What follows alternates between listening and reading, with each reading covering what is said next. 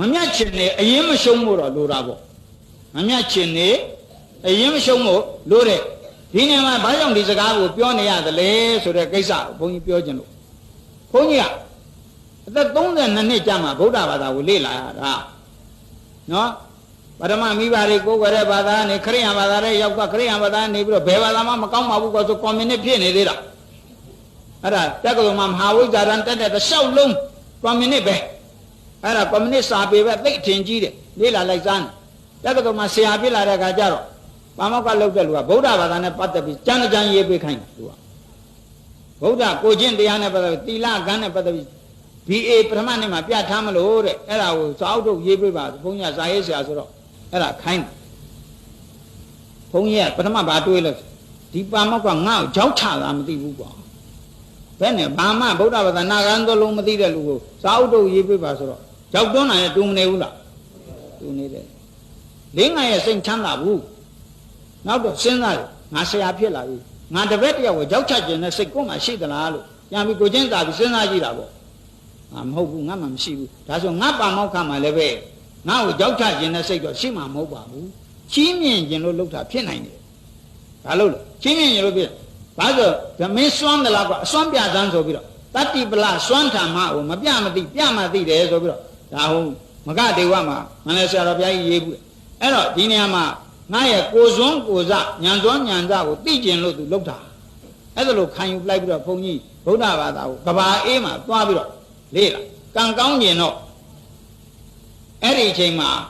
သတ္တသံဃာနာကပြီးနေပြီဆိုတော့ဗမာဘာသာပြန်အကုန်လုံးဒီတကသုံးဖို့အကုန်လုံးဘာသာပြန်ရှိနေပြီရှိတော့ပါဠိလိုတာစပြီးအစအဆုံးပြန်သင်ရမယ်ဆိုလို့ချင်းလေးဘက်ထောက်ပြီးအဲ့ဒါဖြစ်ဘူးပြီးတော့တခုတော့ရှိတယ်ဒါလည်းဖြစ်နိုင်တယ်ဘာလို့အင်္ဂလိပ်လိုကအကုန်ဘာသာပြန်ပြီးသားရှိဗမာလိုမဖတ်ရရင်လည်းအင်္ဂလိပ်လိုဖတ်လိုက်ရင်တော့ဒီပါဠိမတတ်ဘူးလားတတ်မှာပဲအဲ့တော့ဘုန်းကြီးတက္ကသိုလ်ကိုမသွားတော့ဘဲနဲ့အဲ့ဒီဗုဒ္ဓတက္ကသိုလ်ဆိုတာရှိတယ်အဲ့ဒီတော့ကဘာအေးမှာအဲ့ဒီကိုသွားပြီးတော့ဘုန်းကြီးဗုဒ္ဓဘာသာကိုလေ့လာလိုက်တဲ့အခါဘယ်ကစလေ့လာတဲ့လဲလို့ဆိုပြီးတော့ဘုန်းကြီးကလေ့လာမဟာဗုဒ္ဓဝင်ကစလေ့လာတာပေါ့ဟုတ်လားမဟာဗုဒ္ဓဝင်ကစလေ့လာလိုက်တဲ့အခါကျတော့ဘုန်းကြီးဘာသွားတွေ့လဲဆိုနံပါတ်1ဗုဒ္ဓကိုအားကြတဲ့သဘောတစ်ခုသွားတွေ့ဘာသွားအားကြလို့ဗုဒ္ဓကိုဘာအားကြတယ်လဲလို့ဆိုလို့ရှိရင်လောကမှာဘာသာရေးခေါင်းဆောင်တွေလုတ်ခဲ့တဲ့လူတွေဟာဟိုစင်းရဲမွဲတင်နေတဲ့ဘဝနေဟိုတိုင်းပြည်အုပ်ချုပ်မင်းလုံနိုင်တဲ့ဧကရစ်ဖြစ်တဲ့တတိထွန်းပေါအောင်သူတို့လုတ်ကြတယ်ဗျအနှိမ့်ဆုံးကနေပြီးတော့အမြင့်ဆုံးရောက်အောင်လုတ်တယ်မင်းဖြစ်အောင်လုတ်တာပေါ့ဗျာနောက်ဆုံးအဲ့ဒါကတော့နပိုလီယန်လည်းလုတ်နိုင်တယ်မလုတ်နိုင်ဘူးလားဗုဒ္ဓကတော့အဲ့လိုမဟုတ်ဘူးမင်းစည်းစိမ်ကိုပါစွန့်ပလိုက်တာဘာကိုစွန့်ပလိုက်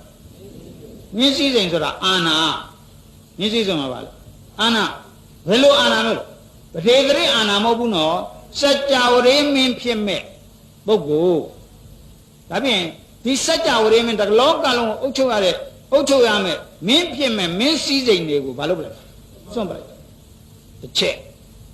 နောက်တစ်ချက်ကခုမှမွေးတဲ့ရင်သွေးနဲ့ဟုတ်လားဒီမိဖုရားသွေးနုသားနုကလေးကိုထားပြီးတော့ဘာလို့လဲထွက်တာဘယ်ယောက်ျားစွန့်နိုင်မလဲစွန့်နိုင်ဘူးစွန့်နိုင်မှာစွန့်ချင်းကြီးစေစွန့်ခဲတယ်လို့ဟုတ်လားဩသူလုံးနေအဲ့ဒါကိုဘုန်းကြီးရှိကိုခရိယံဘုရားဓမ္မဆရာတယောက်စီကစာတစောင်ရောက်လာတယ်ဗျာဘာရေးထားလဲဘုခရိယံသာသနာစိရံတိတ်တထူတဲ့ထိတ်ဆုံးမှာခရိယံသာသနာသတိထားနော်ဘာအဓိပ္ပာယ်ဘာရောက်နေလို့ဆိုဝင်ပူးပြီးတတ်မလို့လုံနေကြပြီအဲ့ဒါလေးသိစေခြင်းလို့နော်ခရိယံသာသနာစိရံတိတ်တထူတဲ့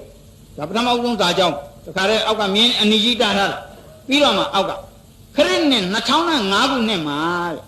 ဗုဒ္ဓဘာသာဘုရားဇေဒီဘော်တွေမှာရှိတဲ့ထီးတွေနေရာတိုင်းမှာတဲ့အဲ့ထီးနေရာတိုင်းမှာလောက်ကတိုင်နေအကုန်လုံးဆင်ပလိုက်မှာအဲ့ဒီလုပ်ငန်းကြီးထဲမှာဥဆန်းဝင်ပါဝင်ဆောင်ရွက်ရန်လက်ကမ်းကြိုဆိုလေးရှိပါကြောင်းဘုန်းကြီးဖြစ်နေတာသူမသိဘူးဖြစ်ပေါ်ပြီးတော့မှ तू ကအောက်ပါရေးထားဥဆန်းဝင်စဉ်းစားကြည့်ပါတဲ့ ဗုဒ္ဓဆိုတဲ့ပုဂ္ဂိုလ်ဘလောက်ရစ်ဆက်တဲ့ပုဂ္ဂိုလ်လဲဆိုတာသွေးနုသားနုဟုတ်လားသွေးနုသားနုမိန်းမနဲ့ကလေးကိုပြစ်ပြီးတော့အပြိုရည်ပြက်ခါမှာပြစ်ခဲ့တယ်တဲ့စဉ်းစားပုံနော်အဲ့ဒါကိုချိန်ပရီဆိုတာအဲ့ဒါသူအုံနောက်ကိုကစဉ်းစားပုံကိုကစဉ်းစားကြည့်အဲ့ဒါဒီလိုအဲ့တော့ဒီလိုအမျိုးကစွန့်နိုင်ခဲ့ခြင်းကိုစွန့်တယ်လို့သူမြင်သလားမဟုတ်ဘူးပုရုဇဉ်တွေတွေးတယ်နော်လောကအကျိုးအတွက်လူသားသည်မစွန့်ရဘူးဘာအတွက်စွန့်တာတော့တလောကလုံးအတွက်ကိုယ့်ရဲ့စီးစိမ်ဥစ္စာဆွေမျိုးသားချင်းသားမယားအကုန်မလုပ်တာမစွန့်ရဘူးလားစွန့်ရဘုန်းကြီးကအဲ့ဒါသိအားကြသူတို့မြင်တယ်လို့မမြင်ဘူးဘုန်းကြီးကတော့ထိုးထိုးတွင်းဒါလူတွေလုံနိုင်ခဲ့တဲ့အလုပ်အဲ့ဒီကလေးကလူသားတွေမှာတော့မဟာလူသားဥတ္တမပုရိသဆိုဒါမဟုတ်ဘူးလားအဲ့ဒါမျိုးဖြစ်ချင်တာဘုန်းကြီးနောက်တစ်ချက်အဲ့ကဆက်ပြီးလေ့လာတဲ့ခါကျတော့ဘာသွားတွေ့လဲဆိုမြတ်စွာဘုရားပြိဋိဘံပြုခါနိအချိန်ကလေးကိုသတိပြုမိတယ်ကျန်တာတွေကတော့လူတိုင်းသိပြီးသားကိစ္စတွေမလို့မပြောတော့ပြိဋိဘံပြုခါနိမှာအင်းကြီးဥယျာဉ်ပေါ့ဟုတ်လားအဲ့ဒီတဲမှာဘုန်းတော်တွေလာပြီးတော့ပျော့တော့နေပြီစက္ကန့်မိနစ်ပိုင်းနာရီပိုင်းကလေးတည်းမှာပြိဋိဘံပြုတော့မယ်အဲ့ဒီအချိန်မှာဥရဖန်နဲ့နေပူရဲတဲ့ကြီးမှာတခါတည်းခြေချင်းတုတ်တင်ပြီးတော့ပြေးလာတဲ့ယဟန်တစ်ပါးသူ့နာမကသုဘတ္တာအဲ့ဒီသုဘတ္တာဆိုတဲ့ယဟန်ကြီးကအပြည့်လွှားရောက်လာပြီးမြတ်စွာဘုရားကဟိုမှာပြိဋိဘံပြုခါနိမလို့လူတွေအနားမကိုက်အောင်ရှင်အနန္ဒာကတားဆီးပြီးတော့ဘယ်သူမှမဝင်နဲ့ဒီထဲကိုဆိုပြီးတော့တားဆီးနေတဲ့အချိန်မှာသူကအပြည့်ပြေးဝင်လာတော့ရှင်အနန္ဒာသူ့ရင်မတောင်းဆောင်တွန်းထားပြီးရှင်ဘုရားဘသူတော့သုဘတ္တာပါဗျာအကဲသုဘတ္တာဘာကိစ္စမြတ်စွာဘုရားကိုမေးခွန်းမေးခြင်းလို့ဟိုမှာပြိဋိဘံပြုခါနိနေပြီအရှင်ဘုရားလာပြီးနှိပ်စက်အောင်မလို့လားနှိပ်စက်တာမဟုတ်ပါဘူးဗျာအရှင်ဘုရားတပည့်တော်ရင်ထဲမှာစွန့်ညောင်ကြီးလို့ဖြစ်နေတာမြတ်စွာဘုရားကလွဲလို့ဘယ်သူမှနှုတ်ပေးနိုင်မှာမဟုတ်ဘူးဗျာတပည့်တော်အကုန်တွေ့ခဲ့ပြီးပြီဗမာအိန္ဒိယပြည်မှာရှိသမျှဘုရားလို့နာမည်ခံနေတဲ့လူတွေအားလုံးကိုတပည့်တော်တွေ့ခဲ့ပြီးပြီဘယ်သူမှမဖြေရှင်းနိုင်ဘူးဘာသိကြလားပြောသမှာတပည့်တော်ဘယ်မှာသာကိုယ်ွယ်တင့်တယ်လဲဆိုတော့သိကျင်လို့ပါဗျာဒါသူစကားလိုရင်းအချက်ကိုပြောတာတပည့်တော်သူတို့ပြောတယ်တဲ့သူတို့ဘာသာတစ်ခုကိုသွားမေးကြည့်တယ်ငါဘာသာအကောင်းဆုံးကွာငါဘာသာလွှဲရင်တခြားအသွားမကိုးကွယ်နဲ့မင်းကြောက်ကြသွားမယ်ငါဘာသာကိုးကွယ်ငါဘာသာအကောင်းဆုံးပဲပြောတယ်နောက်တစ်ယောက်သွားမယ်တော့ဟိုကောင်ပြောတာမဟုတ်ဘူးကွာငါဘာသာအကောင်းဆုံးနောက်တစ်ယောက်သွားမယ်အဲ့ဒီလူပြောတာလည်းမဟုတ်ငါဘာသာအကောင်းမေးလိုက်တိုင်းငါဘာသာအကောင်းဆုံးကြီးပဲဖြစ်နေတယ်ဗျာ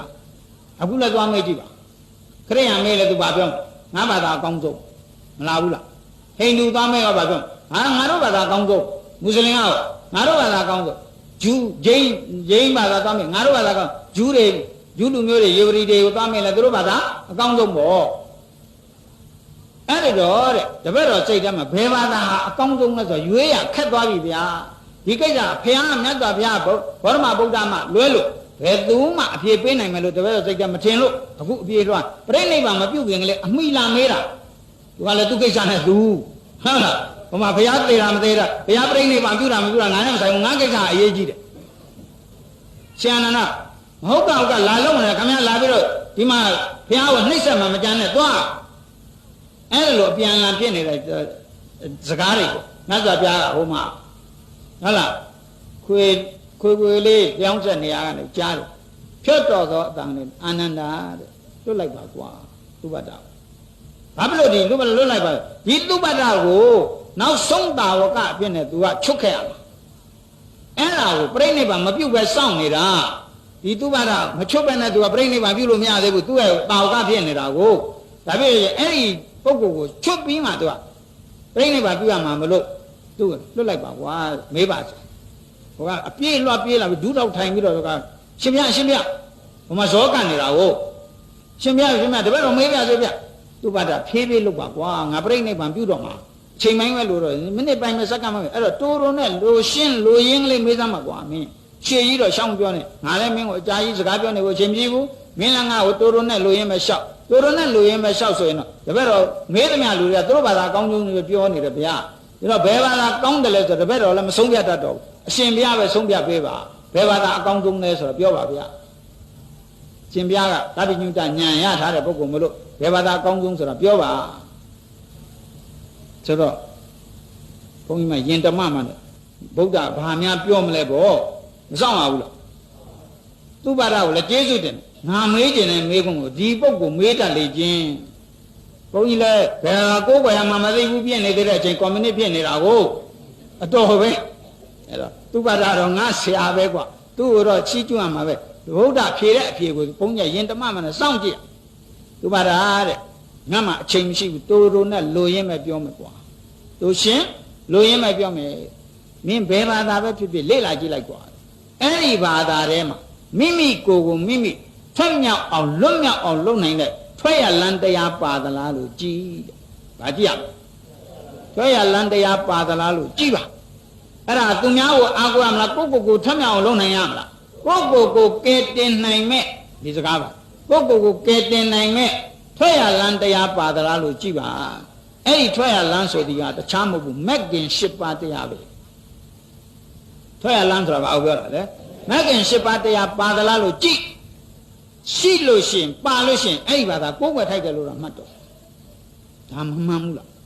ကိုယ့်ကိုယ်ကိုကယ်တင်နိုင်တဲ့တရားပါရင်တော့ဒီဘာသာဘာလို့ထိုက်ကိုယ်ွယ်ထိုက်တာပေါ့ဗျာမဟုတ်လား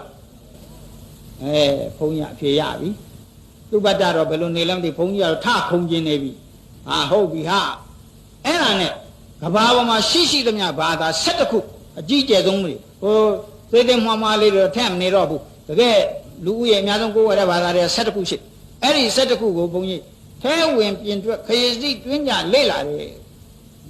ဒါသူ့ဘာသာကျေးဇူးပေါ့မဟုတ်လားလေ့လာလိုက်တဲ့အခါဘာသွားတွေ့လဲဆိုဗုဒ္ဓဘာသာကလွဲလို့အခုဒါလူရှေ့မှာပြောတာနော်လူတွေအားလုံးစကားကြီးတို့ဒကမကြီးတို့အားလုံးရှေ့မှောက်မှာရဲရဲဝုန်းကိုပြောတယ်ဘယ်ဘာသာမဆိုလာပါဘယ်ဘာသာမှမဂ္ဂင်၈ပါးတရားမပါဘူးဗုဒ္ဓဘာသာမှာသာနဲ့မိမိကိုယ်ကိုကယ်တင်နိုင်တဲ့ဘာပါလဲမဂ္ဂင်၈ပါးတရားပါတယ်ဘယ်ဘာသာမှမပါဘူးသစ္စာ၄ပါးတရားဆိုဒီမှာလဲဗုဒ္ဓဘာသာကလွဲဘယ်ဘာသာမှမပါဘူးဒါဖြင့်ဘယ်ဘာသာမှသစ္စာဆိုင်တဲ့တရားမပါဘူးနော်ဒါလေးဘုန်းကြီးပြောတာလေးမှတ်ထားပါအဲ့ဒါဒီဗုဒ္ဓဘာသာရဲ့ထူးခြားချက်ကပါသစ္စာဆိုင်တဲ့တရားသစ္စာဆိုင်တဲ့တရားဆိုတာငါ့ကိုဘာလို့ပြောတဲ့တရားမဟုတ်ဘူးဘာဖြစ်ရင်ဘာဖြစ်မယ်ဟုတ်လားသူခန္ဓာရဲ့ဖြစ်စဉ်အမှန်ကိုလောကရဲ့သဘောတရားအမှန်ကိုပြောတာပြီးတော့မှအဲ့ဒီဒုက္ခသစ္စာကြီးကနေလွတ်ထွက်အောင်လုပ်နိုင်တဲ့မေဃသစ္စာនិရောဓသစ္စာဆိုဘာဆိုတာကိုဖက်ပေါက်ပါပေးတယ်ဘာသာကဘာပေါ်မှာဗုဒ္ဓဘာသာတစ်ခုပဲရှိတယ်အဲ့ဒီဗုဒ္ဓဘာသာကိုဒကာကြီးတို့ဒကမကြီးတို့ပတ်စံပေးပြီးဝယ်ခဲ့ရသလားအလကားရမိဘစီကအမွေဖြစ်နေရခဲ့တယ်မရဘူးလားရတယ်ဆိုတော့ဒကာကြီးတို့ဒကမကြီးတို့ကမိဘဘိုးဘွားတွေကိုဘလောက်ကျေးဇူးတင်မှုကောင်းတယ်ဩဒီရှေးကလူကြီးတွေဉာဏ်ပညာကြီးမှလို့ကြီးမှလွန်းလို့ဘုန်းကြီးတို့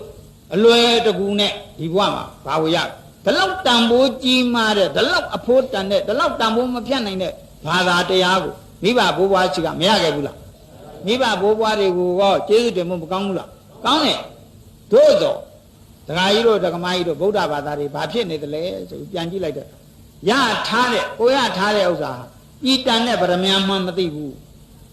ဤတန်နဲ့ဗရမ ्या မှမသိဘူးအဲ့လိုဆိုလို့ရှိရင်ကိုယ့်ကိုယ်အပေတကားပိတ်အောင်လုပ်နိုင်တဲ့ဘာသာတရားကိုရထားပြီးတော့သိလို့ရှိရင်ဗုဒ္ဓဘာသာအပေသွားရပြီဟေးကြားလို့ကောင်း